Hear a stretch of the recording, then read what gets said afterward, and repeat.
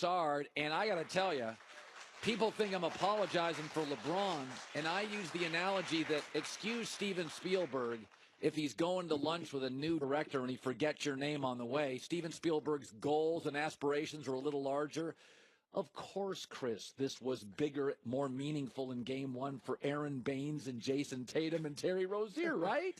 Yeah, and if you look at LeBron in this postseason, he's been bad in Game 1s, even though 2 of his Game 1s were triple-doubles. But the 3 games with Indiana, who's Toronto, and now Boston, he's only averaged 21.7 points. In Game 1. In Game 1s. 37% shooting and 1 for 17 from 3. Do you have kind of a belief why this is? Well, he said yesterday that he's kind of looked at Game 1s as a feel-out process. That's how boxers see the first 2 rounds of a fight. Yeah. So, I do think that Floyd Mayweather, gave away rounds to McGregor because he wasn't fearful. Just like LeBron said, I'm not concerned. So you can do that. This is my one thing. Obviously, the feeling out process hasn't worked because Indiana made it. It was a tough series, 7 games. Toronto, it worked just because they were scared of you. You came back and you beat them. I would have liked for LeBron to come out and put the hammer on them. Yeah. Because Boston will not die. If this may go, I pick Cleveland in 6, okay? So and I still feel that. I do too. But if this goes 7, that's the game. I would pick LeBron to win it because he's LeBron and he's done it so many times before. But this is a team, they've got some things Indiana doesn't have. They got a lot more weapons, more guys that can take you off the dribble and hit the 3. I didn't think Nate McMillan had a great series as a coach in Indiana. And Brad Stevens is a great coach. Okay, so they got a better coach, more talent overall, and home court advantage, and they don't die. They're like Rocky. They're like, I'm not saying they're going to beat Cleveland because Cleveland, I think, is going to win the series. But this is a team they went from thinking, I believe, going into Game 1, Boston's thinking, we can win this. Now they think we're better than Cleveland. Yeah, dangerous. And so you got a fight on your hands now.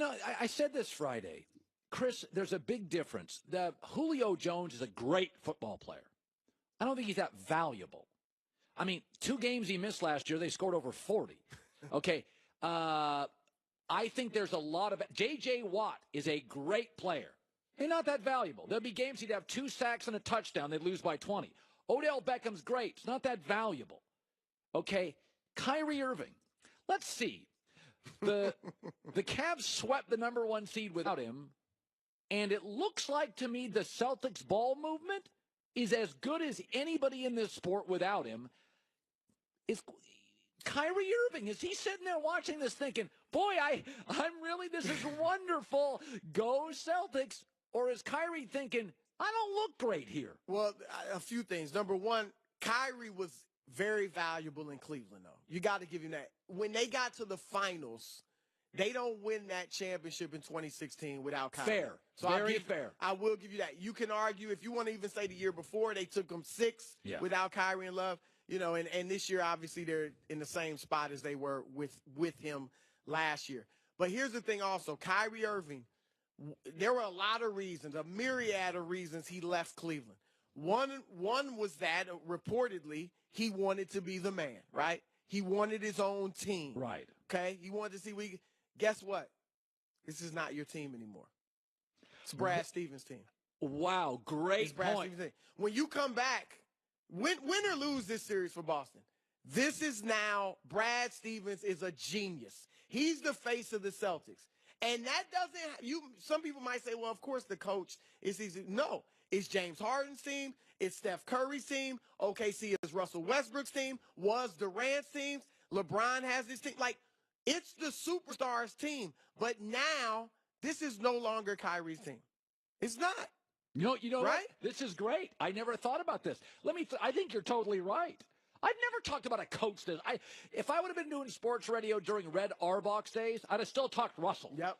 Okay? Yep. I wasn't talking Phil Jackson. I was talking Kobe and Shaq. All I'm talking about is Brad Stevens. You're right. He's a star. Let me throw this at you. Listen, man, calling right, calling wrong 30 minutes from now. I like Jayson Tatum.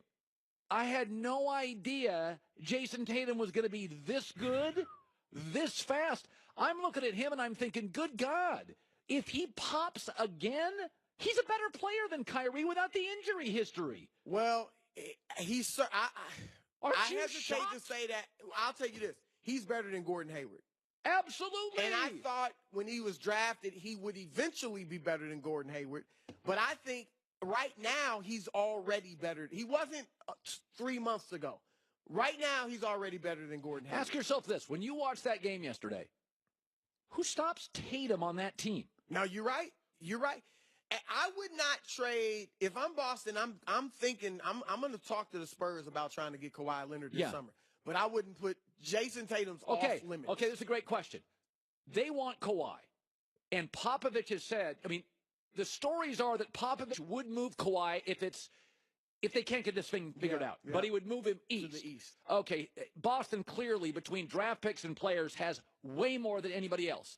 If you were Danny Ainge, okay, give me your top 3 of won't trade. I think Tatum's one. Tatum's one. Okay, now, before you say Kyrie, Jaylen Brown, an elite defender, is now a 40% three-point shooter, Chris. No, that's a good point. I mean, obviously, I don't want to give up any of them. My first offer would be Terry Rozier, Gordon Hayward, and next year's Kings pick. No, I'm not taking that for Kyrie. hey, Mr. Popovich, you got the wrong number. Click. Look, you're making sense. And I love Kyrie. Like I've said, I think he has the best handle in NBA history. I think he's a future Hall of Famer. But we know he's a liability on the defensive end where Jaylen Brown isn't.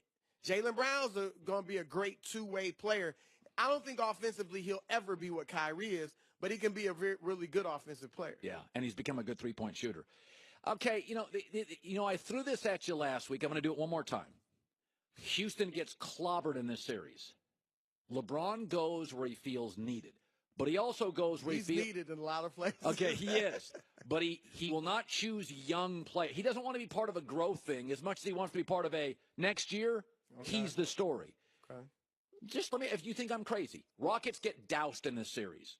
It is 5, and it is ugly. Don't you think the Rockets move up to number 1 on his board if he leaves Cleveland?